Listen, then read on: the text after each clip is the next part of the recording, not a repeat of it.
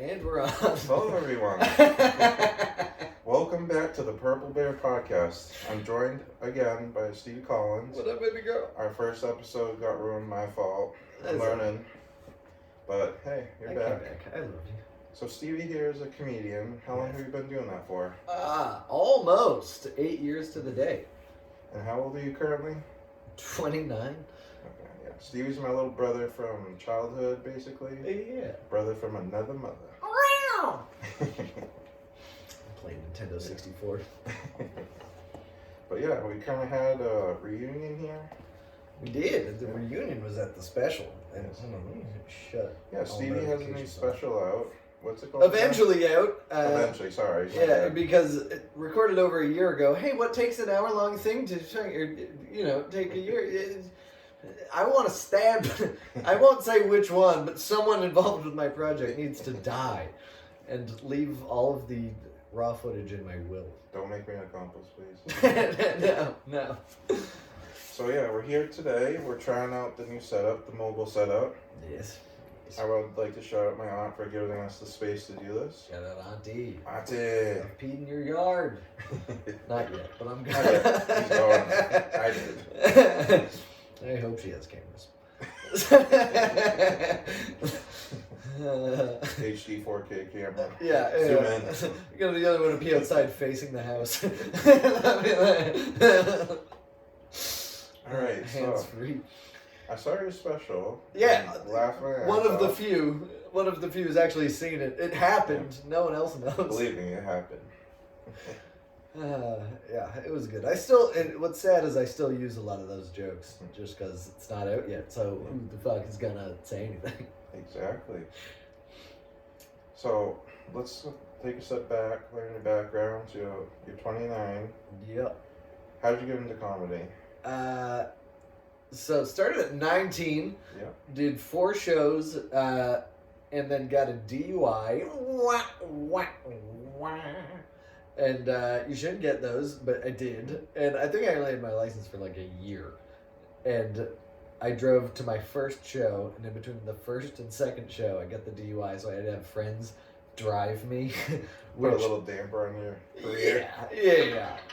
And Sorry. how often are people going to do you favors? And then I think I missed the 5th show just because I couldn't get it. Maybe I Ubered. I don't know if I did miss a show. I think I made it happen, but I realized I'm like, oh, I can't use my friends as a taxi. I need to have like months in advance to be like, can you please take me and watch me do awful? And sometimes they wanted to like be there. Everyone wants to support you when you're new. And then, especially when you're new, that's when you're the worst. Yeah. And so I had like six, maybe 8 friends come to my first show. And I just sucked. So bad. And it's on Facebook if you want to see it. Uncut, unedited. You get to watch me struggle. I had a faux hawk. I don't know. Oh, shit. Do you remember it? No. Faux hawk, Stevie? That I gotta check that out then. from high school. Should I put that in the links?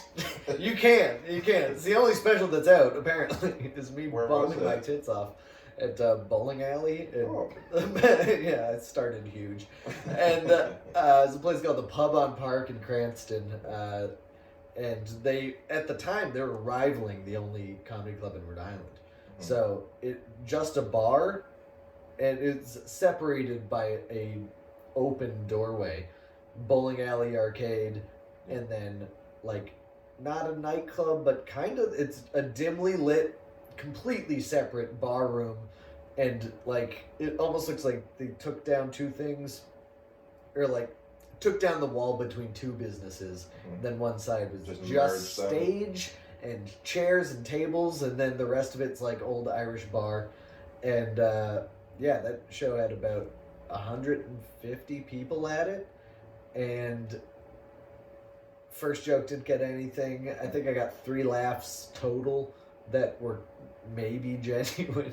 Wait, so was bowling and the show going on at the same time? Always, yeah. Oh, wow. But luckily, you can't really hear the bowling. Yeah. But when the room's empty, you can be like, ah, man, when bowling's more fun than my dreams.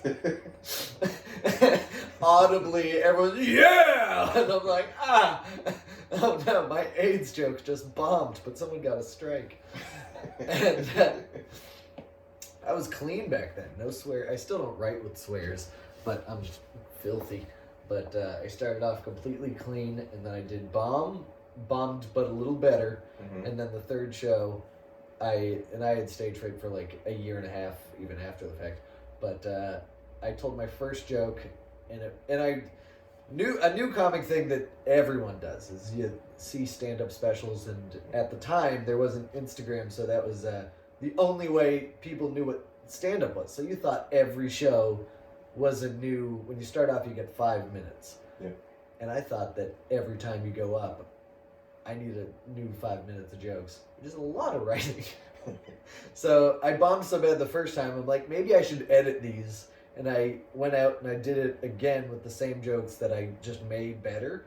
And I still bombed, but I could tell that I did better. And I'm like, oh, I'm still bad, but doing this actually does something. So then for the third one, I'm like, all right, I got those to kind of be okay, but it's only a first set. I'll rewrite everything brand new. And it was the first time that my opening joke, it was like 12 words long, and it got a big laugh, and it scared me. And then just anxiety and stage fright and nerves, it shut my brain off. I didn't speak again for the rest of the 5 minutes. But I just watch other like comedians on podcasts, and they're like, you better do your time. You got 5 minutes. You better stand on that stage and eat it. So I stood there, and just nothing was coming to me. I was like, oh, this is bad, huh? I got it. Technically, every joke I told killed because first joke, big laugh. About 3 minutes of silence, and then I said, this sucks, and that got a big laugh, and then I said goodbye. I'm hanging up here, folks. Yeah, and then the fourth time, I'm like, all right, well, I gotta at least tell those jokes before I scrap it, and by fourth time, I got my first standing ovation. Yeah. And it also turned out to be my last standing ovation. But, yeah, the fourth time I ever did it, I got the biggest applause that you can get, where they were happy. I could just tell that I did so good. And still, stage fright, completely blind. It's a real thing where if your nerves take over, you just can't see. I was pure instinct, and I know I changed my voice to sound like Bill Burr for all of it, and I had to pretend to be angry because I was nervous, and I'm like, oh, he's funny, I'll just, hey, I tell you, ah! And I was just channeling them, and obviously the jokes were mine, but I could feel that I was ripping off a popular comic because I didn't know what I was doing. And yeah, then got a DUI, and then at 21, December 12th, age 21, not year, I did it again, and I started off not sucking as bad, and I'm like, okay, because the entire time I was telling everyone, I'm like, dude, I'm a stand-up comedian, I just don't do it. Trust me, it's in my head. And yeah, then I got pretty good pretty quick, and I got a lot of opportunities, and then I blew a lot of opportunities, and then I found out when I found out why I got fired from a company. I've been telling this story wrong for years, and I just found out recently because I was clean. I was doing benefit shows. Like in 2 months, I was getting paid like $50 a show to go host these things for.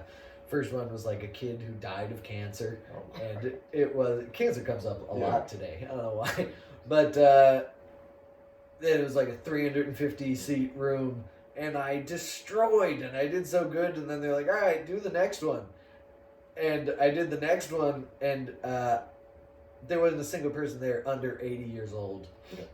And I'm like, oh, my jokes are clean, but they're not nice to women. And I'm like, man, there's a lot of women. That's a lot of old women. I don't know if they're going to like what it is I have to say about them. And then I had hosted some the first thing they see. And the first joke, I called some woman fat, and an imaginary woman. It's all for the joke. And then that got nothing. And then I'm like, oh, I just bombed horribly. And I thought I bombed so bad that they fired me. But it turns out I must have flipped a switch and called them cunts. In the middle of a clean thing for old people, I called everyone paying me a cunt, and did you black out? I guess so. That probably from alcohol more than anything else. Because to quell stage fright when you're new at comedy, everybody chooses alcohol, and it turns out it was a feminist organization for a women's college and like betterment for women, and I went up, even if I didn't call them cunt, which I don't remember saying. But someone else told that story about me of what I did, and then I'm like, nah, I mean, I don't remember that, but fucking probably. I'm like, I have zero memory of saying any of that, but it's not like I don't say cunt sometimes. So, yeah, I thought it was because I went to the owner's house and he tried to sell me on a pyramid scheme, and I wouldn't join his pyramid scheme. And, like, he took me to his house and, like, fed me dinner and did this stuff. And I thought me rejecting him on one business venture meant that he just screwed me over for the other side. And, I mean, that's still probably a part of the story, at least a little, maybe. Yeah. Or I called old women cunts. I wonder which one. And I remember one of them, I don't remember the other. But anyways, it's gotten better since then. Oh, how'd you get over stage fright? Just time. And it went through waves. There's a lot of big bombs that happened, because I was getting probably way more big opportunities than I was ready for early on. And I was notorious for being very funny when it didn't matter. And then on the big moment shows, I would bomb my ass off. And every time I was bombing in front of more people and in front of more famous guys, and every time I got an awesome opportunity, I just fucked it up so bad. And it just tortured me, and I'm like, I know I'm funny, because I do so good, but not when it counts. And then eventually, I just kind of went through a mini fuck it, and after like months, it turned into like almost, I think after I opened for Lenny Clark and bombed my silly little balls off, right next to the drive-ins in Mendon. Oh. Like the end zone. Yeah. They have a huge, I think that was a 380 person room. It fits that many people in there? I think it only fit like 350, and I brought so many people just to watch me that they just like, you guys, thanks for your money. You have to stand. So they're way over capacity. Yeah. And, I mean, not everything did go wrong for me to bomb. That wasn't my fault. Yeah. And then there's plenty I did to just fuck it up myself. But, yeah, I remember after that hurt so bad because it was the first time I bombed in front of someone who I know from TV. And I'm like, can I ask who you've worked with, like, famous-wise? Yeah. So, Lenny Clark, Gilbert Gottfried, Mark Normand, and just random. Did you say Sam Talon, right? If I remember. Yeah. I remember that story. And he was great. And then there's a few in New York just from like, they didn't choose me. It was just on shows and they happened to be there. And I'm like, I'll take that as a credit. I'm just kind of lying to get ahead. And industry secret. Yeah. It's just like our faces were on the same poster. We have no relation, didn't even talk to him. I'm like, me and Dante Nero are so tight. My friend Dante, is that who you're talking about? And but yeah, I don't know, a smattering of people, more and less famous. And then there are a lot of my friends got very famous during the pandemic from TikTok. And now a lot of, I don't know if I know anyone with millions that I like really know, but the like hundreds of thousands and stuff. And yeah, I just never really did TikTok. I tried pretty hard for like 2 months, and then I just didn't see results, and then I just like, fuck it, you get all. I'm like, well, if it didn't work in 2 months, oh no. Yeah. But yeah, so anyway, after bombing on big shows, I had to like feel bad for myself. And then feel like I'm not funny while still writing new jokes, and then they're gonna inevitably bomb because I have no confidence. Then eventually I'm just like, well, I'm still gonna fucking do it. I'm like, I don't care if I suck. I like stand up, and at least in the past I thought I was funny. Yeah. From no, you've been funny like ever since I've known you. Oh yeah, but there's hilarious Those people like different who suck at levels to it, right?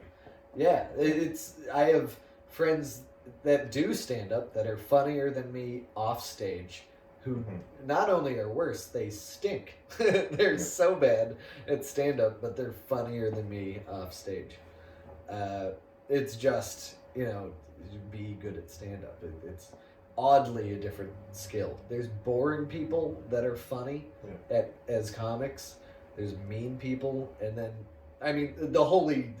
when good things are happening, you're funny at both. Like, I know I'm kind of a different person on and off stage, and not that much, but it's like I'm a different kind of persona, though, right?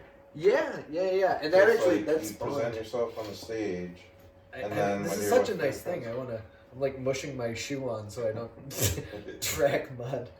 And a persona that was born from nerves. Yeah. And, Does that still stand today, or? Kinda.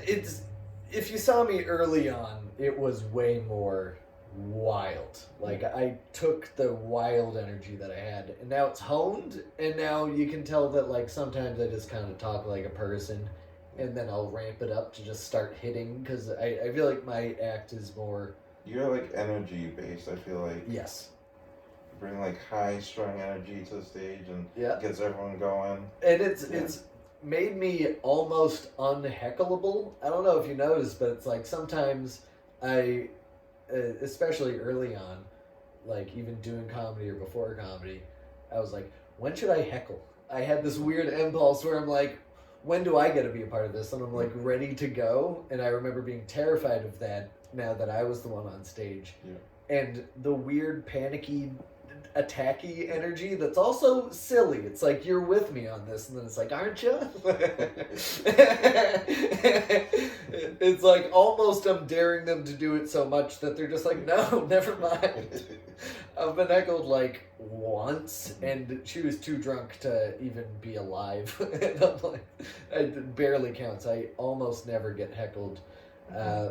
And it's funny. Yeah, I would talk fast to kind of cancel the fear of getting heckled. I'm like, if I don't give him room to talk. So it's like moving from one moment to the next, not giving him a chance to react again. And sometimes it'll still fuck me. Like, if like the only thing they want to do is laugh and I'm talking through it, they're like, oh, wait, hold on. And now they get a little anxious to laugh. So sometimes I'll feel that from time to time. Like, stage fright's gone, but sometimes I still have bad instincts that I can fall into, and one of them is talking through laughs. But yeah, even in the special, it's like I talk fast and loud, and then it's like I have to take it down a notch and go be human again for the beginning of the bit, because like a lot of things are kind of based in reality, and then I tell you my fantasy about it. Like I feel like my act is mostly fantasy, but there's a lot of just real stuff that's happening in there that I have zhuzhed in. And there's one joke, the cocaine joke is the one I feel the guiltiest about, because it's the most true, apart from the closing joke's just a true story. Like, there's barely jokes added to it. It's just me feeling panicky doing bumper cars. I'm like, oh no. Surrounded by a bunch of kids. I felt like a pedophile for about 15 minutes in front of strangers. Yeah. Don't do bumper cars alone.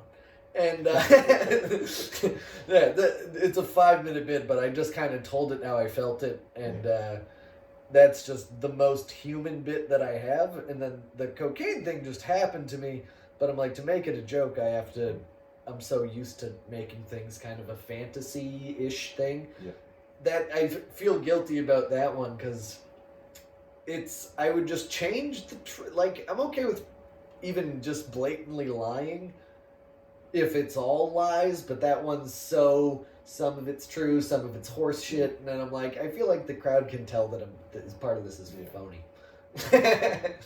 Which it is. But I think my act's better when it's either all fantasy or it's all real. And luckily, that's the best part about dropping a character, is it lets me do both. Because when I'm taking you to fantasy land and I'm kind of in character, it doesn't matter that it's fake because everyone's on the same page. And then when I'm just telling you something that happened, it doesn't matter if it's true or not because they just doesn't feel fake either. Yeah. Like, I don't know. But yeah, dropping a character, that was difficult. But yeah, the character lives. I think it helps me, but it got honed into turning a subject into a fantasy more than my entire act as a cartoon show. So let's take a step back.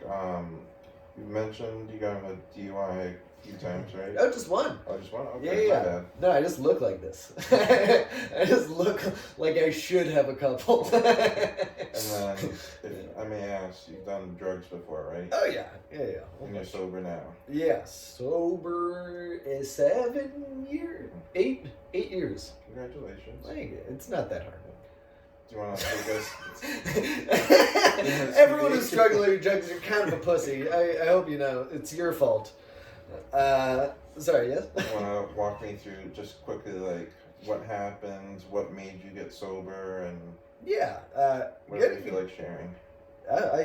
Everything. So, you met me probably at the time that's important to the story is... we were probably, 7 to about 12, 13, something like that. When it started, yeah. So I was always, I'll never smoke weed because all I knew as drugs was weed and the only thing else was alcohol. And I know alcohol's fine because it's legal. Mm-hmm. Weed is bad because it is not. And so I said, I'll fucking never smoke weed. All the kids who smoke weed, they're fucked up. They're bad people. And I had this mother fueled hatred towards the weed kids, and then a guy turned 14 and the first kid who's like, you want to smoke? I'm like, yes. Please. And I hated it, but I smoked it to be cool and fit in and blah blah. Peer pressure, blah blah blah. It's not even peer pressure. I had my own insecurities and I thought weed would fix it through some alternative mean, but I didn't have the vocabulary back then. And so yeah, I stopped smoking weed when I was 16. I've maybe done it 5 times just to see if maybe I like it again. I'm like, still sucks. I'll try again. I'm like, fucking blows. I'm like, I don't know why I keep trying this. I hate it. But yeah, then I got depressed when I was 19 after the DUI. Yeah. I got trapped in a house full of roommates I hated, and then I'm just like, I'm just not leaving my room. I don't want to interact with these people. Then it just turned into 6 months in a row without leaving my bedroom, and then just just a sleep-ridden, non-moving, not eating much anymore, depressive funk. And then a friend of mine's like, hey, we can tell you're fucked up right now. Everyone knows how sad you are, and it's scary. So he's like, I'm gonna come over and bring Molly, and we're just gonna do drugs together. And I'm like, yeah.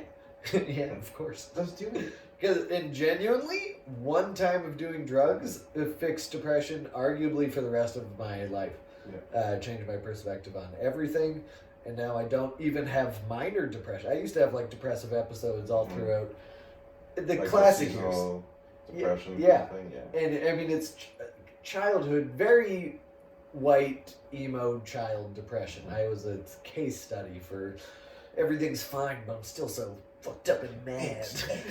Yeah. I'd draw 666 on things and I'd be like, ugh, they don't know how dark my mind is. No one understands. It was totally the kid I was, at least in my own head.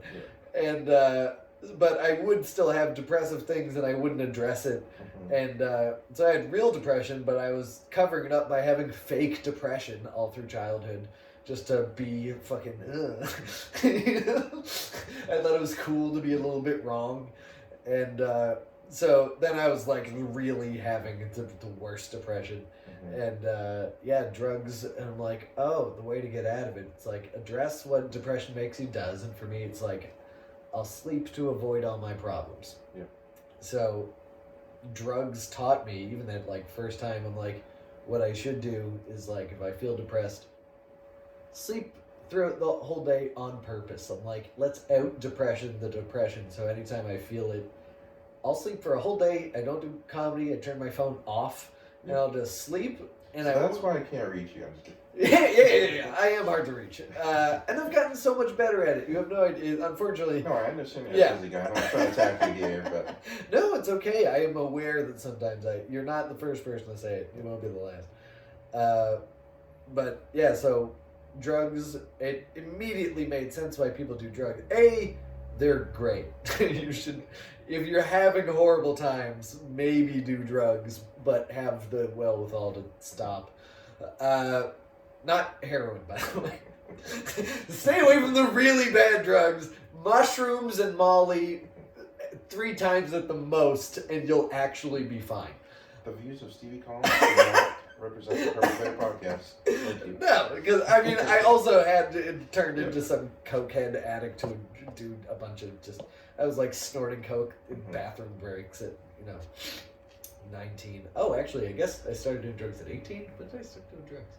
It's the biggest problem with drugs. They fuck up your memory. I have like years of I don't know where I was just missing from my brain.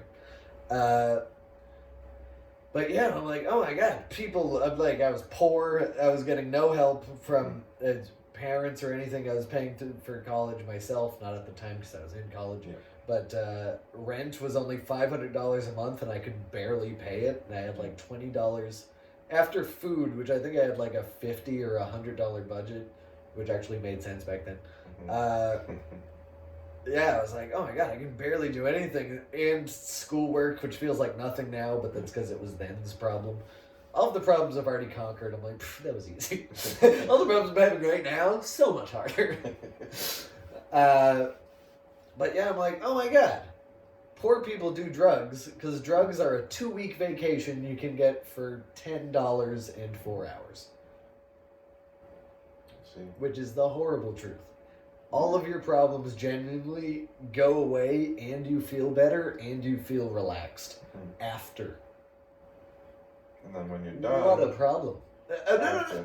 Oh, yeah, after I wasn't addicted. It wasn't until But actually, yeah, so I think I did, like, drugs again, like, 2 months after that, and then I just started asking them, like, hey, I do drugs? I was telling everyone I did drugs. I was like, guys, have you heard of drugs? They're like, yes.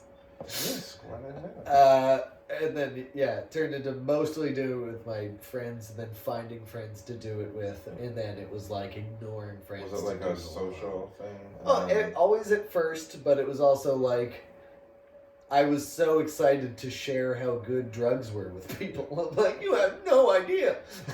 These are the best. And everyone's like, we know. That's why we also do them. And, yeah, but then it did it for enough times where now all of my friends were doing drugs. And then I just kind of... The best thing that can happen to anybody is you just kind of think about yourself as a kid, and then I'm just like, oh, I never wanted this for me. And then I just realized I'm like, all my friends are doing drugs, and then I had a friend die of drugs, and we're just coming up. Actually, there's a picture of him from a day ago on my phone. I was just looking through pictures, and I'm like, yeah, Kyle. And I don't know if I was sober yet when he died, actually. He was 23. I don't remember. But, yeah, enough thing. No, he came with me at my getting sober party, which was my 21st birthday. And he came 10 hours late at 3 in the morning. We were all still awake. He showed up. Yeah, he was on heroin with his other friend, and they got like a whole bunch of track marks and everything. And he was sober first, and like I was kind of with him the day he relapsed, which was not my fault. But yeah. So my getting sober was 21st birthday. We got like $3,000 worth of like just coke, Molly, ecstasy, and then we just met up people in Boston, and I had the biggest druggist party I could throw. Because I knew I was getting sober the next day. And I was like, I'm going to have the best drugs time with my drug friends before I just give it up. And then it was good. And then I relapsed twice during COVID. But that was it. And then one of them was like a relapse. The other one was like I did it once. And I'm like, I'm still not gonna. I'm keeping the clock count at 8 years sober, but I had a few mistakes in there. And yeah, I think completely genuinely never did anything again after that. So during COVID, I know you said you had 2 little instances, but that's because like your comedy stopped, I'm assuming, and oh yeah. So you're like, what do I do now, right? All my dreams were answered. All I wanted for comedy was to have enough time. Like I wanted to not have a job so I could spend all of my time just doing comedy. And then COVID shuts everything down and I don't have a job anymore. And they took away comedy. I'm like, no! I got all of my prayers answered and a curse. And I just had to be stuck in my house and blah, blah, blah, blah, blah. And then we started doing comedy illegally in different places just because we couldn't stay away. It's like comedy was an addictive ritual part of my life. And I lost it. And then the moment I met people, I'm like, let's throw cocaine into the mix. And that's how I found out I could do crowd work, and I'm good at it. And then I'm like, oh my god, I'm so funny on coke. And it turns out I have the recordings. I'm so funny on coke. What a bummer. And then I'm like, oh, I need to. And similar thing when I'm sober, I was like, oh, if I find out I can't do comedy without coke, then I'll kill myself from the drugs this time. And I'm like, all right, I should probably. Let's keep the energy and the thoughts going. And weirdly, I think the relapse helped. It's weird. I should only be talking about the negative part of drugs, but sometimes they help put some things into perspective. And I'm like, oh, the crazy energy can be human because I was being a much more authentic high energy because cocaine just... It's what you thought coffee would do when you were a kid. You're like, oh, your brain's on fire. And you just can't stop using your brain. And that's what it felt like on stage. And then that turned my character that was all over the place. And I'm like, oh, I just take that energy and make it me. And then I'm like, oh, I can go with this. And now, I don't attribute the growth to drugs, but you have a lot of epiphanies when you decide to get healthier in any way. Whether it's meditating, working out, or anything. It's like, if you're going on a bike ride, maybe don't listen to music. Maybe the sound of the trees might make your brain think about yourself in the world. And it's similar for getting sober. It's everything. Time alone spent thinking about how to get better changes everything. And that's the only stupid reason why people think ex-drug addicts are important. They're like, oh, you overcame such an obstacle. It's like, no, I just thought about, like, myself for a second. I stopped thinking about job, kids, wife. When life gets bad enough, it really has to get selfish a little. And unfortunately, when you try and live without an ego and care about your family and everything that actually matters, like, thinking about the stuff that is important can distract you from yourself. And drug addicts are just people who really had to pay attention to the think about yourself part for a second. So maybe let's just take a quick break. Sorry. Yeah. So we're saying like the drugs change your perspective, and you took a moment to be selfish for yourself. You get off of them in a selfish way, and I think just. Having a fucked up life, it lets you in, and it's not that, you saw me growing up, it's not like, oh, my fucked up life, it's just, no, when life is fucked up, you gotta look in a little bit, and that, I think, changes your perspective way more than drugs will, but, I don't know, the hard part is, I'll always remember being 19 and hopeless, and then drugs went from, oh, I'm depressed, to, oh, I can be alive. This is worth living. Yeah. So they made life worth living, and they'll kill you. It's such a duality. Yeah, they have a place. It's just there should be, and there kind of are. They're called good friends, people who give you the right drug at the right time. So, but they should have, like, what's the ayahuasca guy? They have what's their little spiritual journey guy? The shaman. The shaman. Yeah, there should be a shaman for every drug, and unfortunately, I mean, that would just turn into a disaster. You know how many girls I know who perform witchcraft? Sometimes it's not an actual smart or good or knowledgeable person. It's someone who spent $50 on a rock. And, which also I have done. But,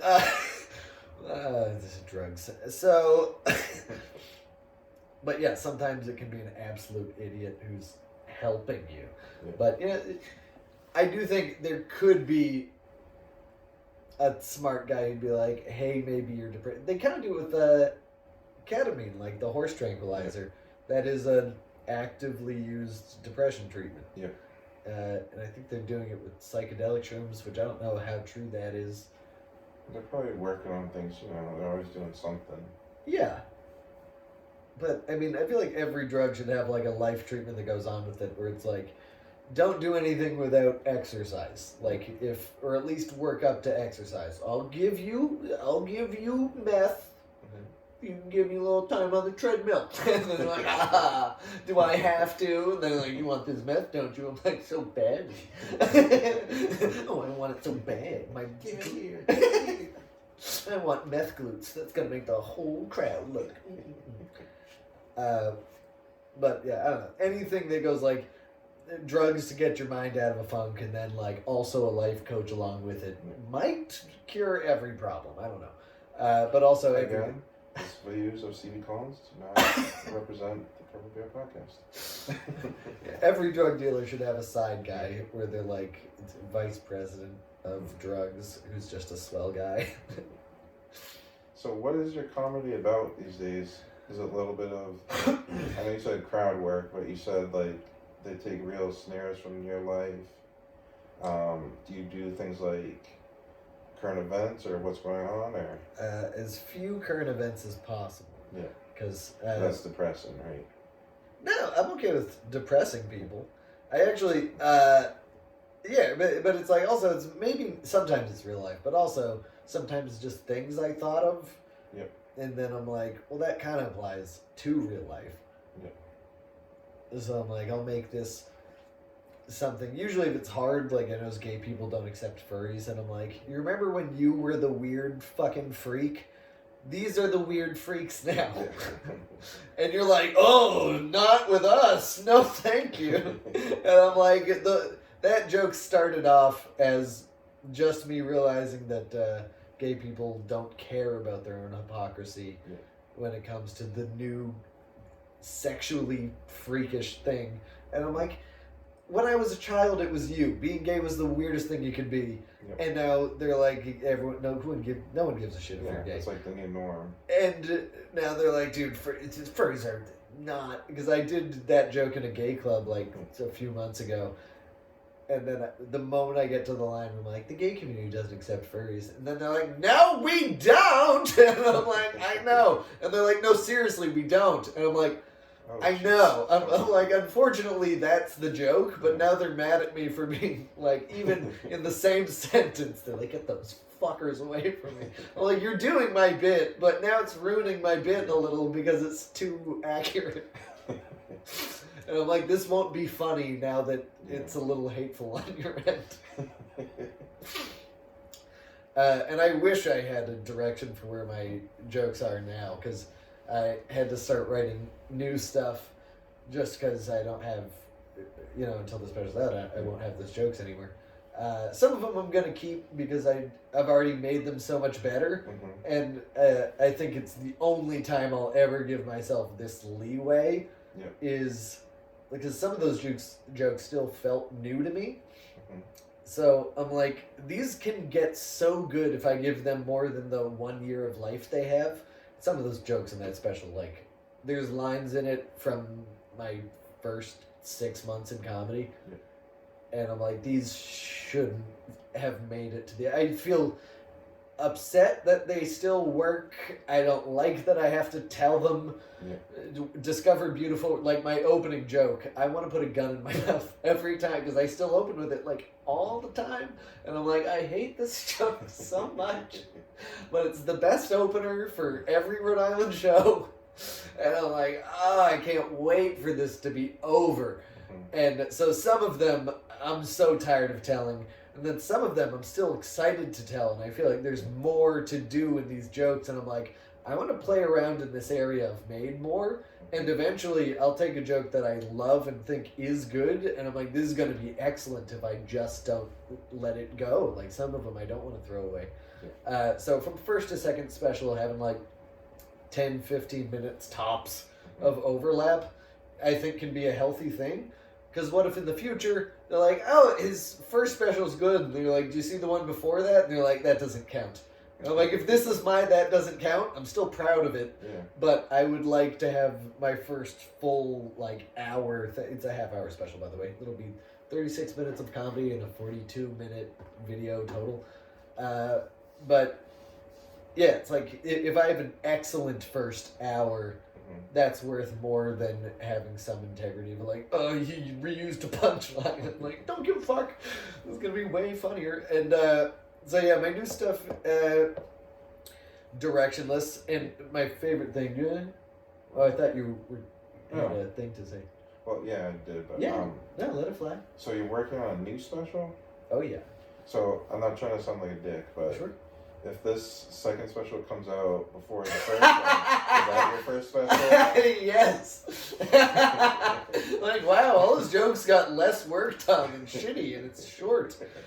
And he looks younger and full of life at the time. What happened to him? He's bald now. Why does he have hair in the second one? But, no, that was hilarious. I'm so happy you said that. What's it good? Yeah, so the craziest thing is that whole year leading up to the special, I did nothing but work on old jokes. I'm like, I don't want to have a new fucking sentence. I'll do new sentences. It's like, but it's only edit stuff that already works. It's already in my act. It's like, make it better, cut this, add this, make it better, condense it. So I spent all year just killing, like, maybe 2 bad sets that I can remember. And then I'm like, all right, I got to do new stuff. I'm an awesome comedian. I'll just do whatever the fuck I write.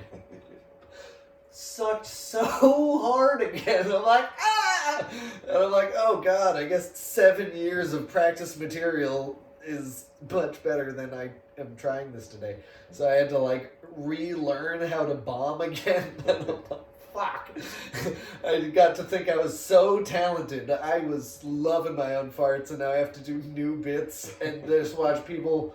And I'm like, some guy's like 3 months into comedy, is just doing better than me, and I'm like, fuck, it's bad, it's real bad. And, I mean, luckily I got better, and I have like a new 10-minute whatever. But, yeah, I almost wish any of it had to do with my real life. And it's got, kinda. I do talk about how all my friends are dead. I had like 5 funerals this year, 4 last year. I didn't go to all of them, but a lot of friends died. And just everyone just keeps dying. And then the thing I told you about earlier, and I'm like, some people just aren't dead yet. Fuck. So I have a chunk about how, and unfortunately, it makes me upset that I was upsetting people, because I just kept on, like, a few times, I'm like, haha, all my friends are dead. And by, like, the second time I said that, they're like, geez, no, he's a little, this is a little much. So now I have to talk about all my dead friends, then just be like, no, it's silly. So it's striking a balance between, like, talking about something super real and then making it just fun. And I'm like, I'll throw in certain things as a punchline. I'm like, oh, they don't know that this happened completely as I tell it. And then, because I say it as if I'm making it up. But, yeah, there's a few things that I'm just like, they're not going to know that I'm being serious that this happened. And then the other things is just like some trans joke that is the dumbest joke I've ever written. I'm lying the entire time, and then in the end of it, I just start licking a conjoined twin's neck, and I'm like, yeah, you love it. But the whole thing's a giant, aggressively disgusting filth fest, but it's so silly that I love it, and it multiple times I'm like, I should stop telling this is too stupid. And then I get a new line. I'm like, well, I gotta try it again. And then unfortunately, I just have so much fun telling this stupid joke.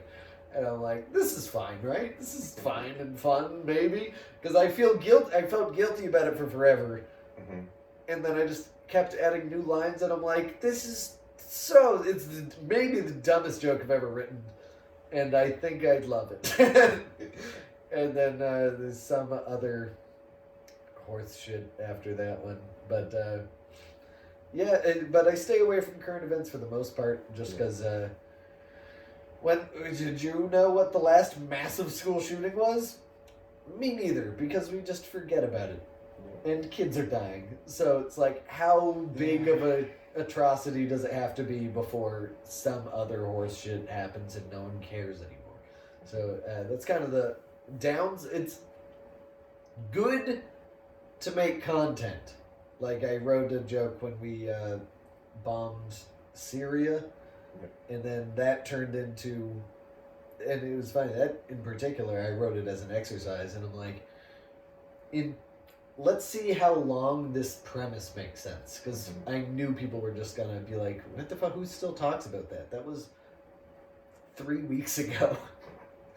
And then we just kept bombing places, and then just other places kept getting bombed, and it's in the special. It's the one about Kanye and the tentacles popping out of the sand and the Middle Eastern anime. Yeah. So what started as a writing experiment, that it's like, I'll build this joke, put a lot of effort into it, but I know it's gonna die. Yeah. And then eventually, luckily, America just keeps bombing places, so my jokes can succeed.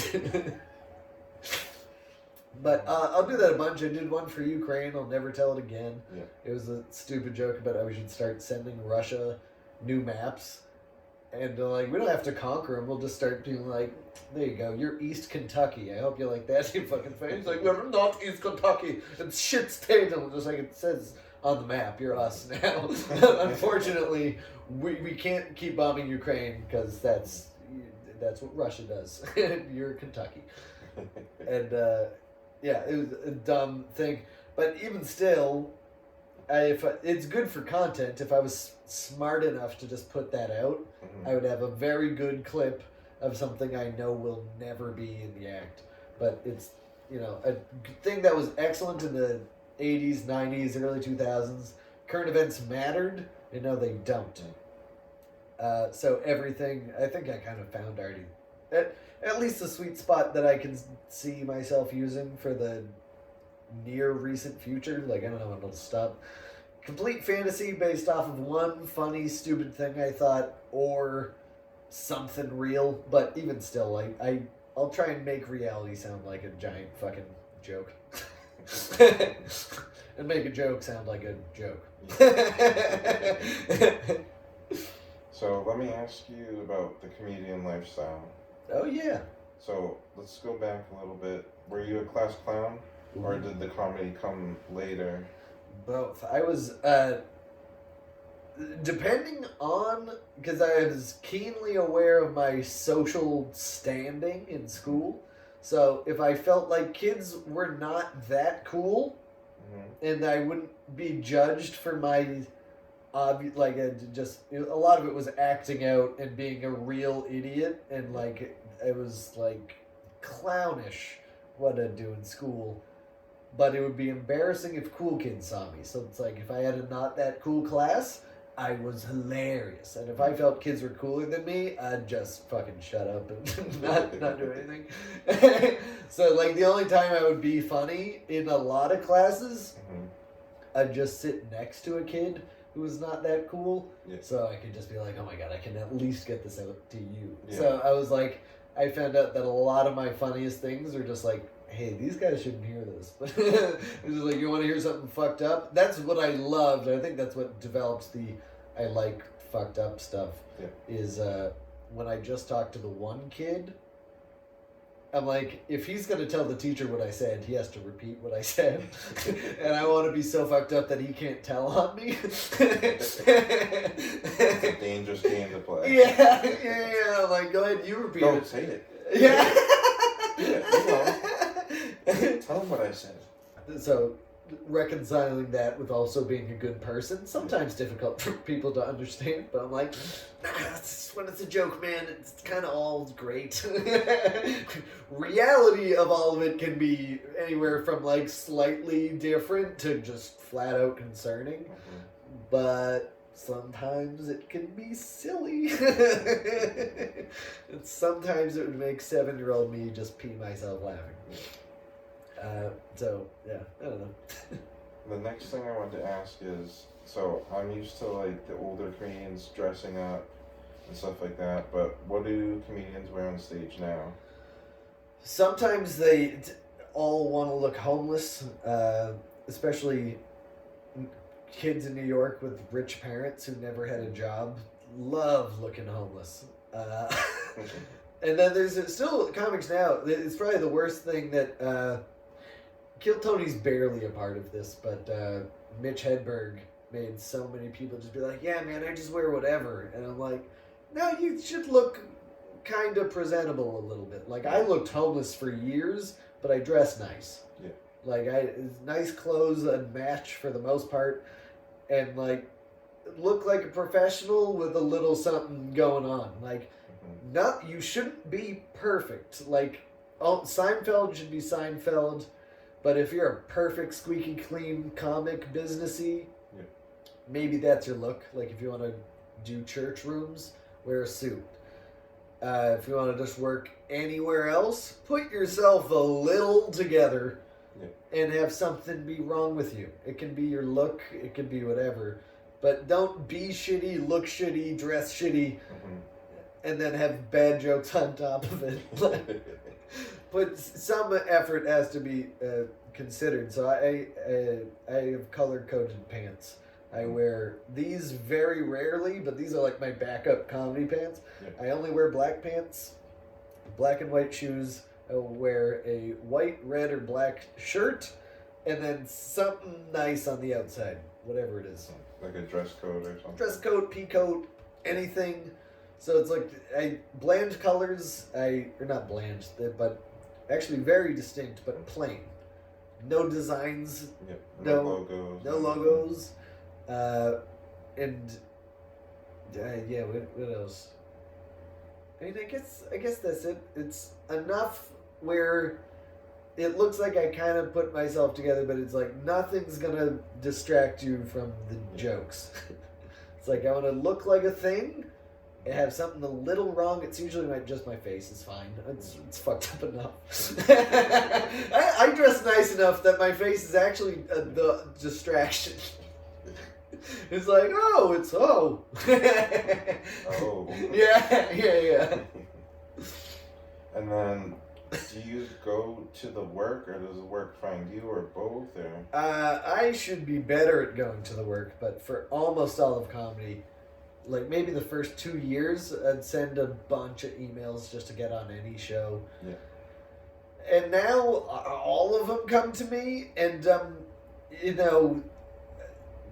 progressing exactly as slow. I'm only getting booked by people who already know me, and it's just because I'm life busy right now, and I just have to do something. I've got to do something to get a promotion at work.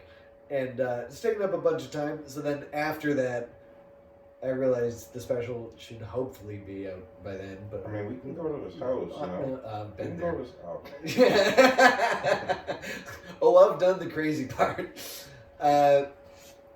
But yes, now it's like I just gotta take that and do a bunch of shit locally and then get the fuck out of Massachusetts and go do that. What I really want to do, actually, not to look ahead at your notes, is next goal for me is once the special's out and I've done like 3 to 6 months, maybe even a full year of local stuff that's on video. It's just going to be content from the special. I already have a bunch of crowd work figured out, and I have a lot of stuff already done, but my Instagram looks like shit right now because I've been waiting all year for a fucking YouTube video, and I just have everything canned to have one motherfucker of a year on Instagram and do my first tour around the country. Is 2026 going to be your year? Fingers crossed. I think it's probably 2027. But 2026 is going to be the grindiest online year. It's going to be like the building blocks to get you to just enough for an Instagram following worth selling tickets about. That's the only thing that matters. That'd be nice, yeah. Yeah, but I've saved up enough content for long enough, and I kind of just waiting to be released. Oh, you have no idea. Yes, you have no idea. I have a backlog the size of my balls, but that sounds. That actually sounds quite petite. Shockingly little. Medically small, actually. Ignore I said anything. So I found out old people just like, it starts to droop. I'm like, not at the right eye masturbate. Fighting gravity with cum. Moving on. Your question was about my clothes?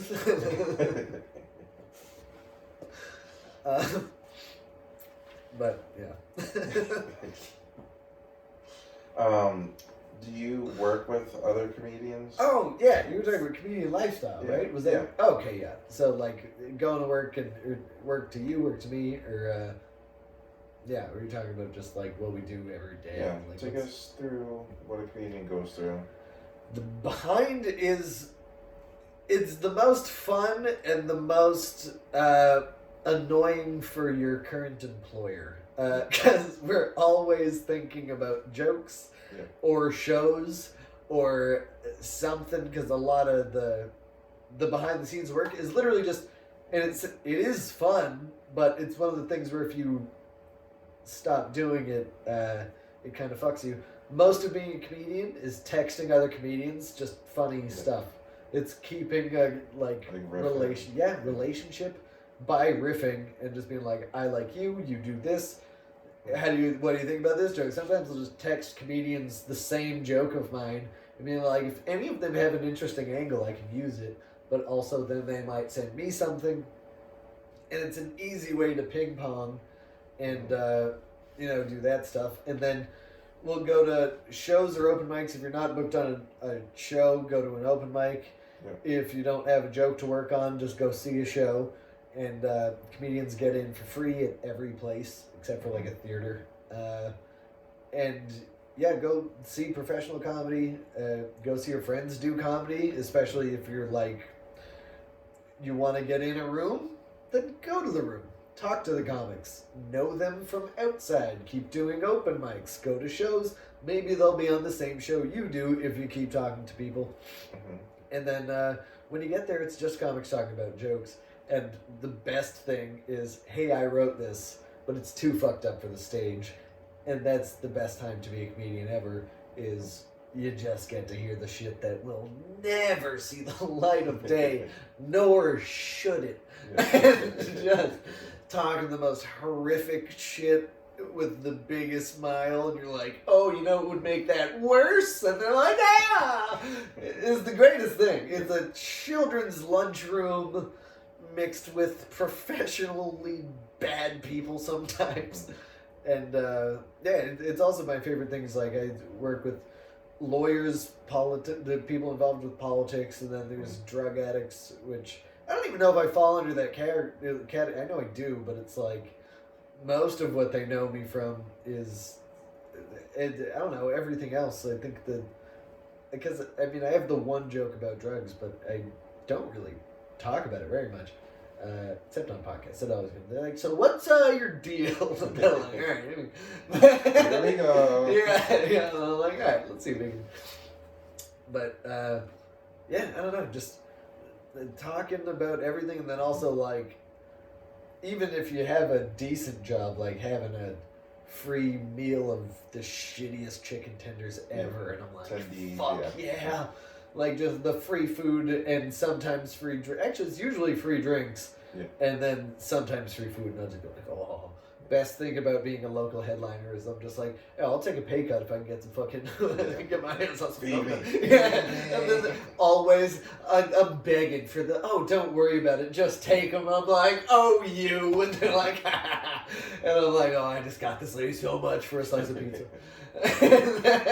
Cheese. Yeah, no toppings, but I love it. It's genuinely nothing makes me happier than knowing that I can probably get a little free something, it'll never get old. I am still just as poor as I was when I was 19. And I'm like, oh, yeah, I feel like an orphan everywhere I go. Just some shitty... Please, sir, can I have some more? Yeah.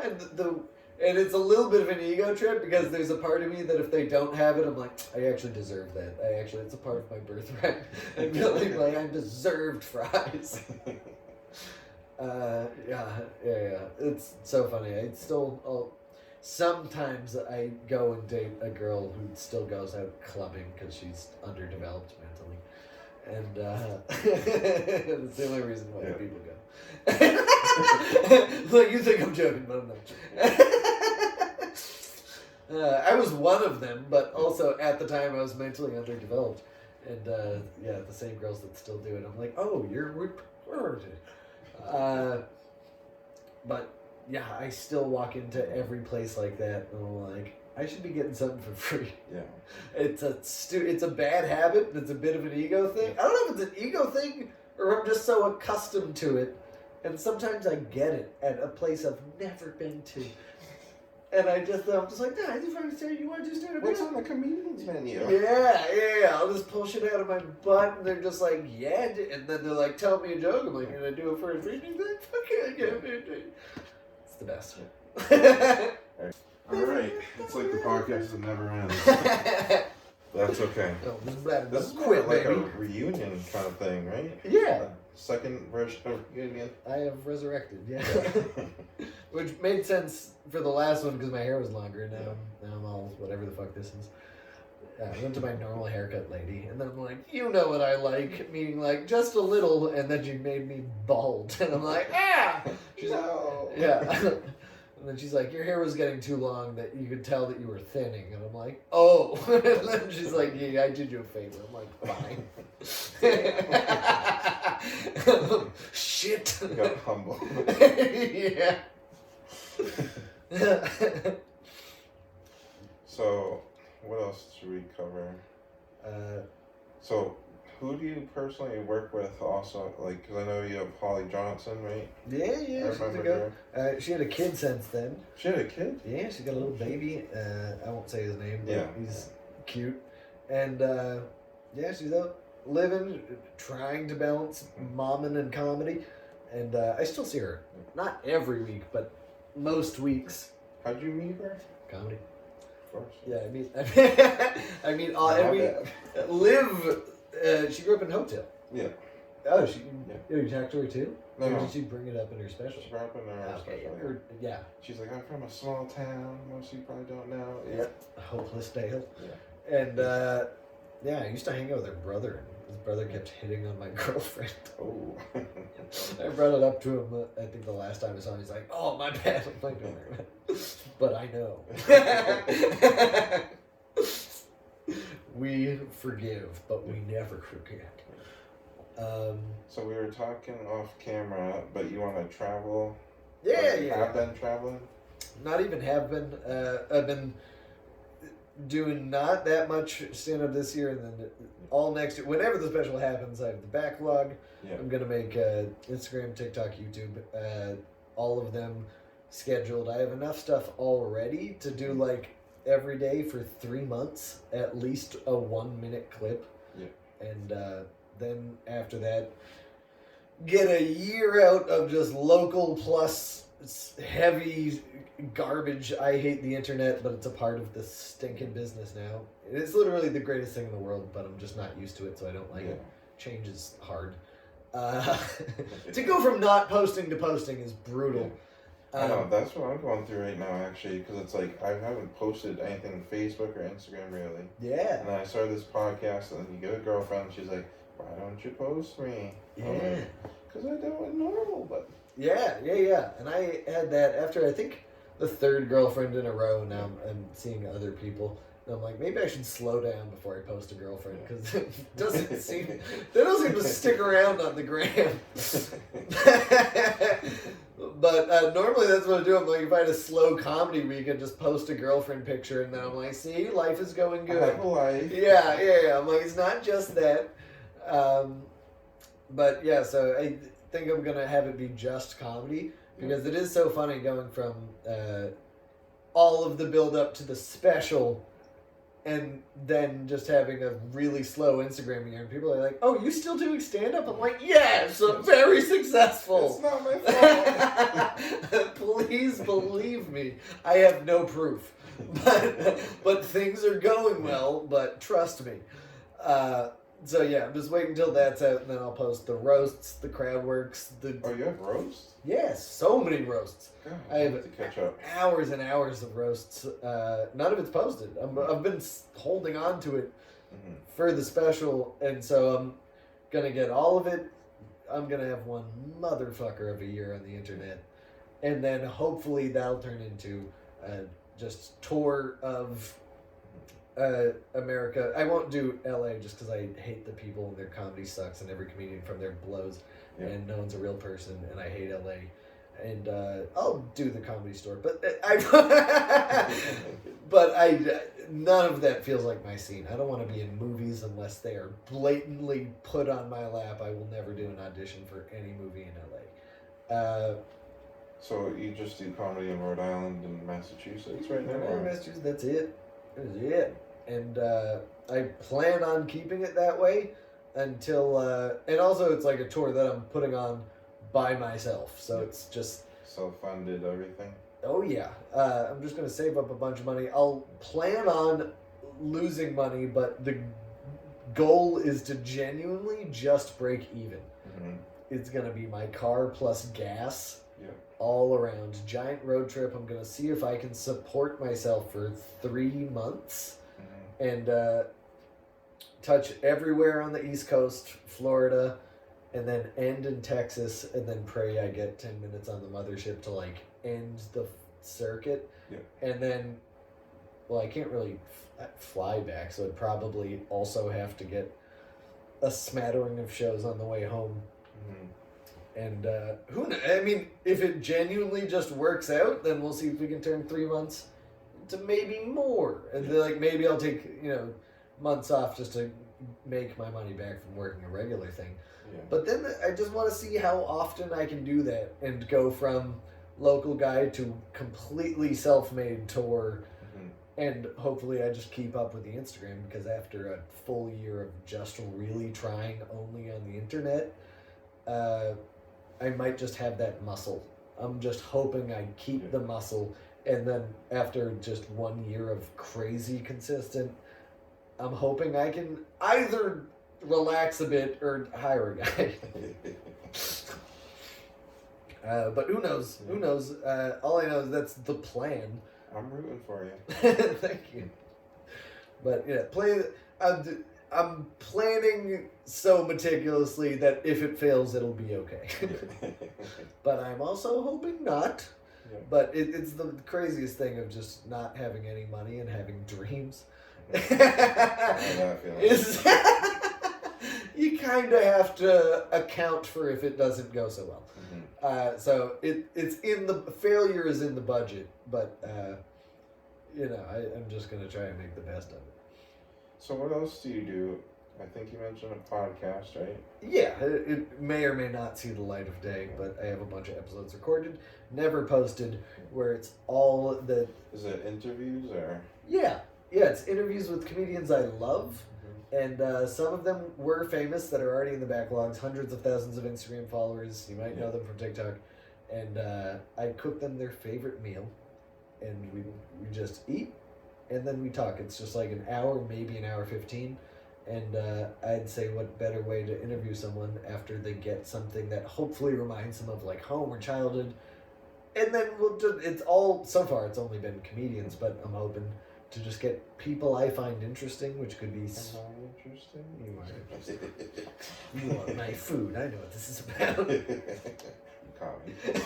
Bring back here. Like, also going to be at my house. Also, that would actually be sick. I'd be so down to do that. If you want to we'll totally do a whole episode of the podcast, make some food, play all the old video games, probably off camera, but just have like a fucking childish hangout. Slumber party? You don't have a slumber party? Yeah. I heard that Bring would on be the so PJs. Because I got, this could already be the end of the podcast, but I got, it's my favorite thing that I own that's a physical object is Smash Bros. 64 modded. So it's a small development team that have been at it for like 8 years. They made something called Smash Remix, and it's every Nintendo 64 era kid's wet dream of a Smash game. And I have it in a physical cartridge that works on the original console. Holy you push shit. it in your actual childhood Nintendo and play the modded version. They have Mewtwo, Fox Falco, Captain Falcon, the piano from Mario 64, Giga Bowser's playable, Poppy, Slippy, all the Star Fox characters, Goemon, Banjo-Kazooie. They have like, I think 38 characters, 200 stages, 3,000 songs, I think 12 different modes. Like they have volleyball, they have, it's called Smash Skitball.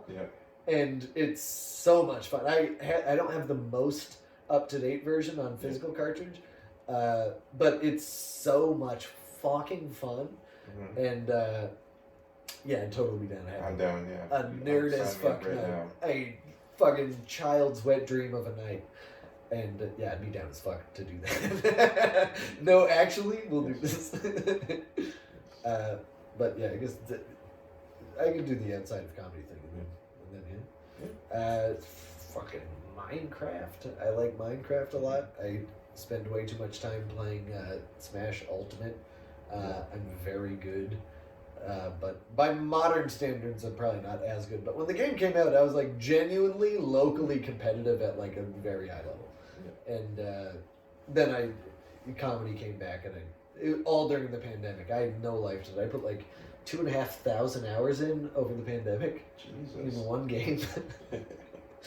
And I got stupid good at Smashing. And now it's literally when work is done and then comedy's done, I just go home and I'll always play at least usually two games of Smash before bed.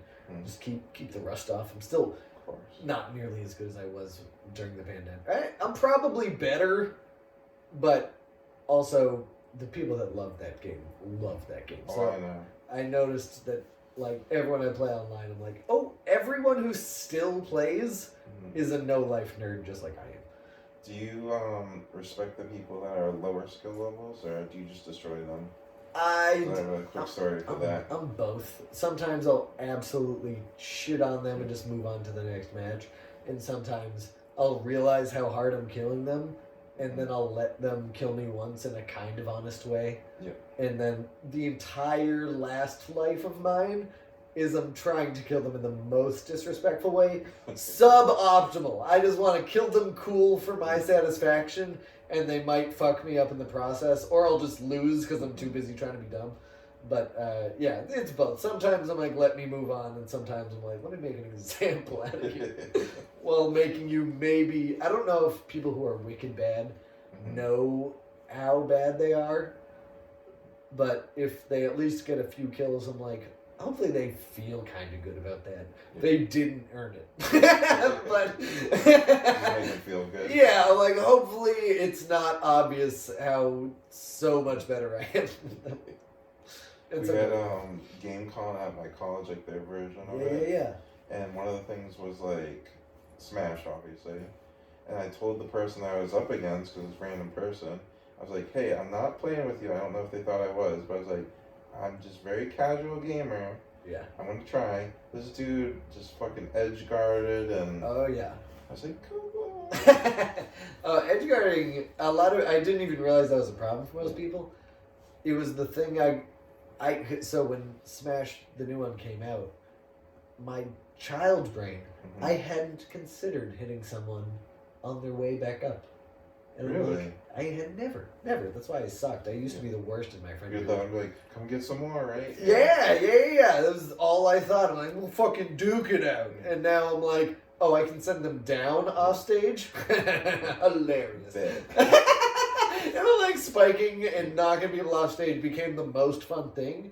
So I'm arguably better off stage than I am on stage.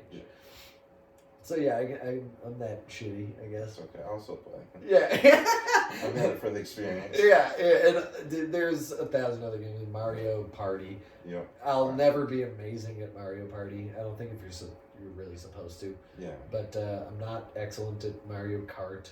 Mm-hmm. And and other fighting games. I'm not very good. Okay. I got Minecraft and Smash. Those are my big games. And Minecraft is nice because if you play with someone, even if you are better, who cares? Yeah. It's fine. You just build around. No one being better or worse than you will make you feel bad in Minecraft, which is why I think it's I'm so happy it's the highest selling game of all time. I'm like, guys, it's so nice. Wait, did it beat out other games like Tetris and stuff, like the OG stuff? Or? No, I played two. I had like autism. I got 2 interests. And I'm gonna max them out. So you cook? I didn't know that. Oh, I cook like crazy. Yeah. What do you cook? Everything. Right now, I have an obsession with French omelets. But Is that the like really fluffy? They want them to be fluffy, but I do it different because I don't like creamy wet eggs. Yeah. So I do like half Japanese style, half French, where it's like the outside will be completely cooked, but then I find the benefit of the inside being undercooked is without any cheese, it tastes like just melted cheese, and just it's enough butter to coat the pan. And eggs are the only ingredients in the omelet. I'll put shit on top to make it real nice. I made my own pickled onions, and I put them on top, and then just. I didn't know you had this talent. Yeah, I love cooking. Hiding it. I was new, never knew. The moment I moved out, I was 18, and I never stopped cooking since then. I feel like that's like common for men. You're just like do whatever, but when you're on your own, you're like, cooking's fun. I love tools. Everything becomes so much fun. Being able to afford to build your imagination is the greatest fucking gift. We could do breakfast for dinner or something like that. Yeah. Oh, I'm so down. My mouth water with that omelet. I'd love to make you that omelet. And whatever flavor, because I coat it with enough different things, enough different ways that it's like every omelet tastes different, but the actual egg becomes such a star of the show. It's so flavorful for something with one. I mean, there's butter, but it's like one ingredient, and it's delicious. So let's do it. Hell yeah. Yeah. All right. We did it, people. So before we end, though, we're not. We didn't do it, people. Sit the fuck down. I want you to plug your socials. We gotta tell people where to find you. Come on, dude. Fair. Like, amateur. I'm sorry. I was doing this for the love of the game, like a fool. Stevie Collins Comedy on Instagram. Yeah. I think also TikTok. I don't use it very much. I don't use it to look at it. I still refuse to go on TikTok, but I might have to for this podcast. Yeah. If that's not my name on TikTok, I'll change it to be correct. Well, you can send me the stuff and I'll post it. And then YouTube, I think, is just Stevie Collins. Okay. It might be Stevie Collins Comedy. I should just change my handle because I'm probably the only one. But at the very minimum, there's a link tree on my Instagram. You'll find it. I just discovered that too. It's the greatest. I feel like I'm in such a game. The game changes all the time. Yeah. So it's okay to be out of it. It's just everything takes time, and it's so more convoluted than it looks like. Not to end it on another rant, but everyone, including me, was like, "Oh my god, people just make videos on the internet, and that's how they make a living. How lazy!" It sucks. It sucks so bad. It's so much more work than just record yourself for a second. Alright. One last thing. Oh, so I don't know if to call this your first or second special to look out for, or what should we look out for, Stevie? I might get this one. I'm 37. This special will be out on my second marriage. I gotta divorce a nice lady and shack up with a whore who won't leave me. Yeah. Lord willing. So we'll look out for something. Yeah. It'll be out eventually, whether I have to kill, steal, or whatever. This special will be out at some point. Okay. But it was good. You're gonna like it when it decides to exist. Okay. Well, thank you for coming on. I appreciate you coming. Boop. Listen to Purple Bear Podcasts on YouTube and Spotify. And follow us on Instagram, please. Thank you. Bye-bye.